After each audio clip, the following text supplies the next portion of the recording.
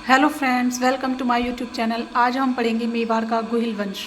चलो शुरू करते हैं। प्रश्न 1, कुंभलगढ़ प्रशस्ति में गुहिलों को किस वंश से संबंधित माना गया है? वल्लभी शासक वंश, ईरान बादशाह नौशिखा का वंश, आनंदपुर के ब्राह्मण या अग्निकुंड से उत्पत्ति। तो इसका आंसर होगा स, आनंदपुर के ब्राह्मण। देखिए, वल्लभी के शासक वंश से संबंधित इनको किसने माना है? कर्नल टोड और शामल दास ने इनको वल्लभी के शासक वंश से संबंधित माना है। ईरान बादशाह नौशेखा के वंश से संबंधित इनको किसने माना है? अबुल फजल ने कहा है कि ये ईरान बादशाह नौशेखा के वंश के थे गुहिल। ठीक है। और आनंदपुर के ब्राह्मण D.R. भंडारकर, नैन्सी, गोपीनाथ शर्मा, एकलिंग महात्मा और कुंभलगढ़ प्रशस्ति में इनको आनंदपुर के ब्राह्मण वंश से उत्पन्न बताया गया है। प्रश्न 2, मुहणोत नैन्सी ने गुहिलों की कितनी शाखाओं का वर्णन किया है? 24, 25, 26, 27। तो मुहणोत नैन्सी ने गुहिलों की 24 शाखाओं का वर्णन किया गया है, जिनमें से गुहिल वंश जो था वो प्रसिद्ध था।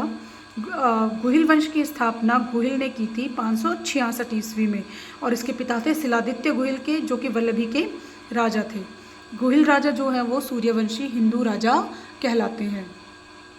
प्रश्न 3, हिंदुआ सूरज राजगुरु चक्याव किस गुहिल शासक की उपाधि थी? गुहिल, कुंभा, बप्पा रावल या अल्लट की?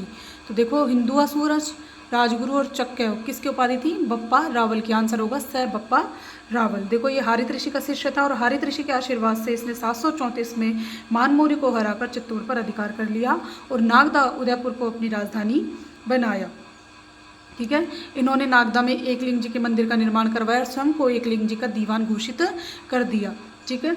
उसके बाद में इसने मुस्लिम सेना को हराकर गजनी तक का अपना अधिकार कर लिया था।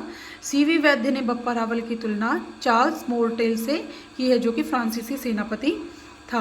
बप्पा रावल का वास्तविक नाम कालभोज था और बप्पा रावल ने 115 ग्राम के सोने के सिक्के चलाए थे। प्रश्न 4, मेवाड़ में नौकरशाही की स्थापना किस शासक ने की? जैत्र सिंह, रतन सिंह, तेज सिंह या अल्लट? तो मेवाड़ में नौकरशाही की स्थापना किसने की थी? मेवाड़ में नौकरशाही की स्थापना की थी अल्लट ने। देखो, अल्लट जो है इसका अन्य नाम था आलू रावल, और इसने अपनी दूसरी राजधानी जो है वो किसको बनाया? आहड़ को बनाया था, और आहड़ में वराह मंदिर का निर्माण करवाया। ठीक है। और इसने हूण राजकुमारी हरिया देवी से विवाह किया था। किसने? अल्लट ने। अल्लट का जो उत्तराधिकारी था वो था जैत्र सिंह। जैत्र सिंह और इल्तुतमिश के मध्य में 1227 में युद्ध हुआ था, भूताला का युद्ध। इस युद्ध की जानकारी हमको जयसिंह सूरी की पुस्तक हम्मीर मदमर्दन से मिलती है। जयसिंह सूरी ने अपनी पुस्तक हम्मीर मदमर्दन में इल्तुतमिश को हम्मीर कहा है। ठीक है। और इस युद्ध का प्रमुख कारण बताया गया है कि इल्तुतमिश की लौटती हुई सेना ने क्या किया? नागदा को लूट लिया, जिससे कि अल्लट नाराज हो गया और अल्लट और इल्तुतमिश के बीच में भूताला का युद्ध हुआ। इसके बाद में जैत्र सिंह और इल्तुतमिश के बीच में भूताला का युद्ध हुआ।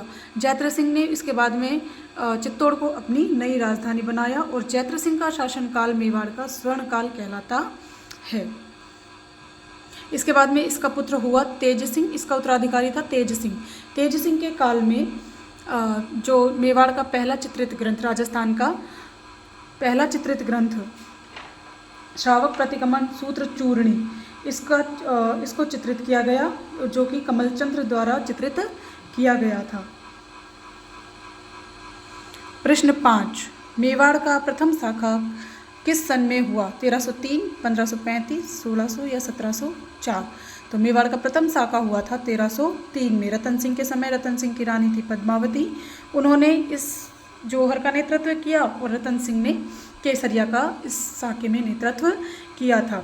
देखो, रतन सिंह जो था इसका छोटा भाई था कुंभकर्ण, जो कि नेपाल चला गया और नेपाल में गुहिल वंश की राणा शाखा की इसने स्थापना की। 1303 में अलाउद्दीन खिलजी ने मेवाड़ पर आक्रमण किया, और मेवाड़ पर आक्रमण के कारण मानते हैं अलाउद्दीन खिलजी की साम्राज्यवादी नीति, चित्तौड़ का सामरिक और व्यापारिक महत्व, सुल्तान की प्राण प्रतिष्ठा की, मतलब मैं अपने सिंहासन को बढ़ाऊँ, और चित्तौड़ का बढ़ता हुआ प्रभाव, और रानी पद्मिनी की सुंदरता।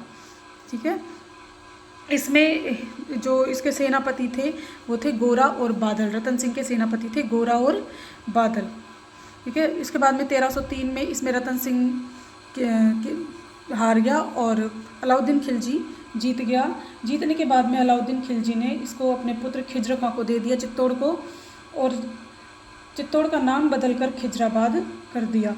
बाद में कानड़दे के भाई मूछाला मालदेव सोनगरा को चित्तौड़ का प्रशासक नियुक्त किया गया। Thank you for watching. Please like, share और सब्सक्राइब।